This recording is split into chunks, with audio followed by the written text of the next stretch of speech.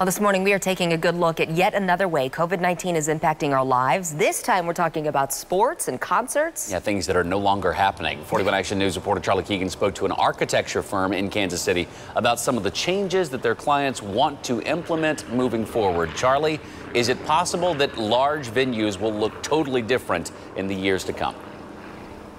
Oh, yeah, there's going to be some permanent changes out of this. There's no doubt about that. The firm that I spoke to said one of the first things that you'll see thrown right out the window is flagging down that vendor as he's walking down the aisle and then handing your money, past the 10 people next to you, who then all touch that money, who then all touch the beer as it comes back across those 10 people back to you. He says that will probably be out of the picture moving forward. We had a chance to sit down with Nate Appleman, actually, over there. He's in charge of the stadium side of things at HOK Architecture, a firm here in town which really specializes in those big event venues.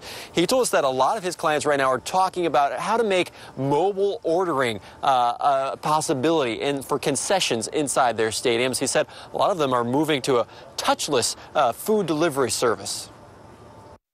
It's going to be prepackaged. You're probably not going to stand in concession lines per se, but you're going to do mobile app and you're going to go to a selected pickup location. So in effect, you become the vendor. So that'll be a lot to get used to there. Another thing we'll have to get used to is social distancing. Appleman, who you just heard from, says he's having a lot of conversations about how to implement those guidelines, that 6 feet social distancing guidelines. A lot of stadiums are hesitant to start pulling out seats because they're optimistic that one day they'll be able to put them back in. So fingers crossed, Lindsay and Taylor, that we will get to that point. We'll be able to use all those seats inside stadiums one day. Yeah, Charlie, let's talk optimism this morning. It's always nice to talk about what could be in a good way.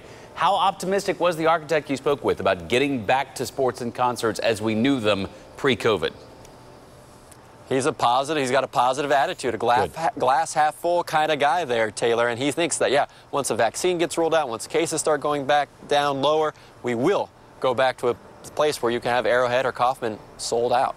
Fingers crossed. Charlie Keegan reporting live for us this morning. Charlie, thank you very much.